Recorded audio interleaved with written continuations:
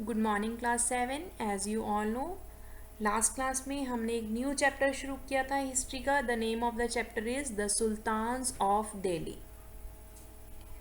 ये आपका chapter number 3 है।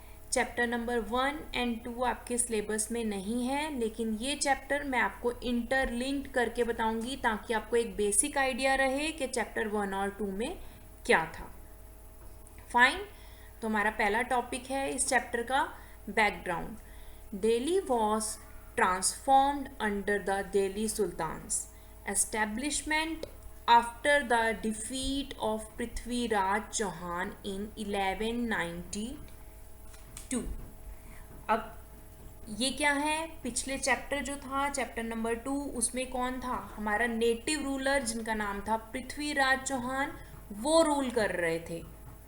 ठीक है, अब वो रूल कर रहे थे तो उसके बाद कौन आए, मोहम्मद गौरी आए। मोहम्मद गौरी कौन थे, एक आउटसाइडर थे, और उन्होंने आके जो हमारे नेटिव रूलर पृथ्वीराज चौहान थे इनको क्या कर दिया, डिफीट कर दिया। तो अब पावर किसके पास आ गई, एक आउटसाइडर के पास आ गई। और जो ये आउटसाइडर दिल्ली में आ गए, इन्हें ही दिल्ली सुल्तान या दिल्ली सल्तनत के नाम से जाना जाता था। There were 5 major dynasties that together made the Delhi सल्तनत। ठीक है, जैसे आप इसको ऐसे याद रख सकते हो कि आपके वन हैंड में कितनी फिंगर्स हैं, 5 फिंगर्स 5 डायनेस्टीज। ये इजी वे है कि आप याद रख पाओगे इसको। द अर्ली टर्किश, जिसको मामलुक एंड स्लेव डायनेस्टी भी कहा जाता है। अब इसको मामलुक और स्लेव डायनेस्टी क्यों कहा जाता है, इसके पीछे भी एक रीज़न है जो मैं आपको बताऊंगी। सेकंड है खिलजी डायनेस्टी, थर्ड है तुगलक डायनेस्टी, फोर्थ है सैयद डायनेस्टी एंड फिफ्थ है लोदी डायनेस्टी। फाइन। अब क्या है, जैसे आप इन सबको देख रहे हो, ये सब कौन है हमारे, ये सब हमारे नेटिव रूलर थे। अर्ली रूलर्स जो थे ये हमारे नेटिव रूलर्स थे जो 1130 से लेकर 1192 तक रूल कर रहे थे। मैंने आपको बताया कि उसके बाद कौन आ गए, मोहम्मद गौरी। मोहम्मद गौरी ने आके क्या किया, पृथ्वीराज चौहान को हरा दिया। पृथ्वीराज चौहान को उस मोहम्मद गौरी ने बैटल ऑफ तराइन में 1192 में हरा दिया। अब पावर किसके हाथ में आ गई, ये कौन थे, फॉरेन इन्वेडर थे। तो यहाँ से हमें दिल्ली में शिफ्ट ऑफ पावर देखने को मिलता है। ठीक है, इज दैट क्लियर। अब उसके बाद मैंने आपको बताया था 5 मेन डायनेस्टीज जो हैं वो दिल्ली सल्तनत बनाती हैं। Early Turkish, Khilji, Tughlaq and Syed dynasty, Lodi dynasty. अब अर्ली तुर्किश को मैंने आपको बताया था, इसको हम स्लेव या मामलुक डायनेस्टी के नाम से भी जानते हैं। इसके पीछे एक कहानी है। ये जो हमारे मोहम्मद गौरी थे, मोहम्मद गौरी के मरने के बाद अमूमन क्या होता है कि जब कोई राजा मर जाता है तो उसका बेटा जो है वो रूल करता है। लेकिन यहाँ पर क्या हुआ, जब मोहम्मद गौरी की डेथ हो गई तो उसका बेटा जो है वो नहीं, उसने नहीं रूल किया। उसने किसने रूल किया, कुतुबुद्दीन ऐबक। और कुतुबुद्दीन ऐबक कौन थे, उनके एक स्लेव थे। ठीक है, तो इसीलिए अब ये जो सारे जितने भी रूल कर रहे हैं ये कौन है, स्लेव्स हैं। ठीक है, किसी का बेटा नहीं गद्दी पे बैठा, यहाँ पे स्लेव रूल कर रहे हैं। तो इसीलिए इस डायनेस्टी को एज अ मामलुक और स्लेव डायनेस्टी के नाम से भी जाना जाता है। Is that clear. अब हम देखेंगे कुतुबुद्दीन ऐबक। कुतुबुद्दीन ऐबक ने 1206 से लेकर 1210 तक रूल किया। मोहम्मद गौरी जो थे उन्होंने उस टाइम पे बहुत डिस्ट्रक्शंस किए और अपने किंगडम को एस्टेब्लिश कर दिया था। और उसके बाद कौन आए थे, कुतुबुद्दीन ऐबक। कुतुबुद्दीन ऐबक जो थे ये वही हैं जिन्होंने हमारा कुतुब मीनार बनाया था।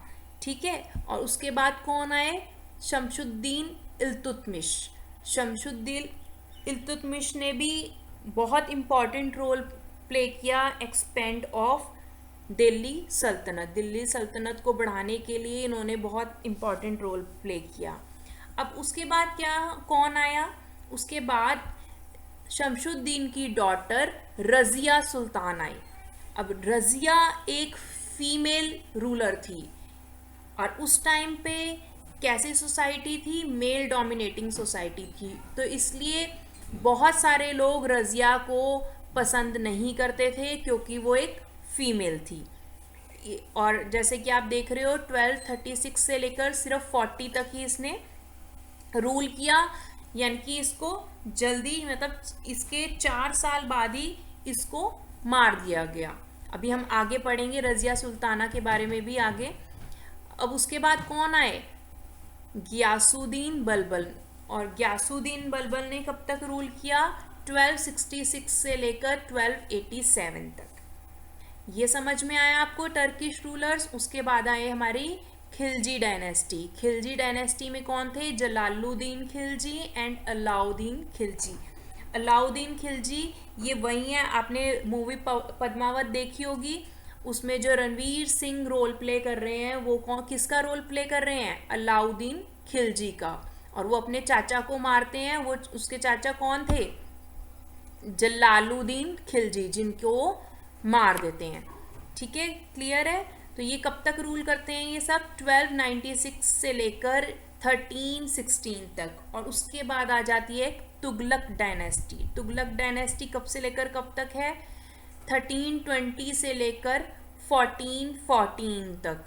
इसमें पहले कौन है, गियासुद्दीन तुगलक, फिर मोहम्मद तुगलक और फिर फिरोज शाह तुगलक। अब मोहम्मद तुगलक जो थे वो काफ़ी लॉन्ग टाइम पीरियड तक रूल किया इन्होंने, लेकिन उन्होंने इस टाइम पीरियड में बहुत उल्टे सीधे काम भी किए, इसलिए लोग इन्हें मैडबोन के नाम से भी बुलाते थे। लेकिन हम आगे इसी चैप्टर में देखेंगे कि इन्होंने क्या काम किए।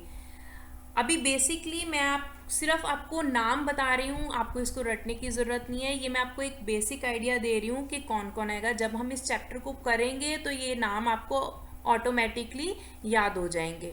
उसके बाद आई सैयद डायनेस्टी, जिसमें आए खिज़र खान, ये 1414 से लेकर 1451 तक थी। उसके बाद आई हमारी लोदी डायनेस्टी 1451 और 1526। तो मैंने आपको एक बेसिक आइडिया दे दिया।